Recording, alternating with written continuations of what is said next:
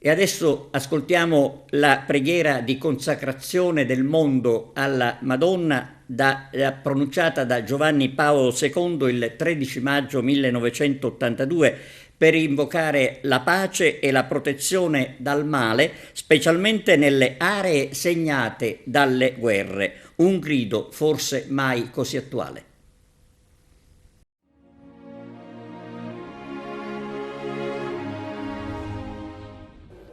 O Madre degli uomini e dei popoli, tu che conosci tutte le loro sofferenze e le loro speranze, tu che senti maternamente tutte le lotte tra il bene e il male, tra la luce e le tenebre, che scuotono il mondo contemporaneo.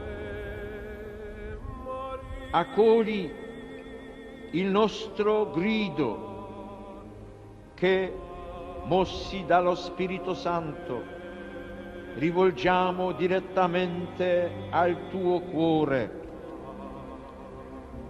Abbraccia con amore di madre questo nostro mondo umano che ti affidiamo e consacriamo, pieni di inquietudine per la sorte terrena ed eterna degli uomini e dei popoli.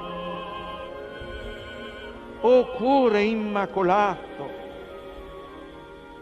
dalla fame, dalla guerra, da un'autodistruzione incalcolabile, liberaci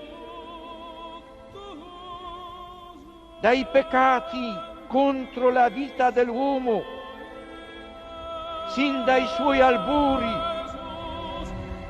liberaci dall'odio, liberaci da ogni genere di ingiustizia nella vita sociale, nazionale e internazionale. Liberaci dalla facilità di calpestare i comandamenti di Dio. Liberaci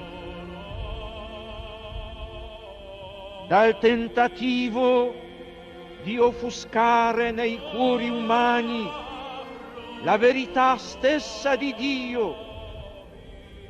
Liberaci dallo smarrimento delle coscienze del bene e del male. Liberaci dai peccati contro lo Spirito Santo. Liberaci, liberaci, o Madre di Cristo, si riveli l'infinita potenza salvifica della redenzione, che esso arresti il male nel tuo cuore immacolato, si sveli per tutti la luce della speranza. Amen.